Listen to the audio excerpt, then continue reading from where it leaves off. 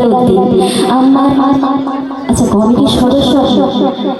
আমার হেলাল দাদা হয়নি হবে না তুলনা কেন আমার গজল শুনে দিল 100 টাকা নাজরানা আমার হেলাল দাদা হয়নি হবে না তুলনা আমার দাদা গজল আপনাদের সাথে শেষ করছি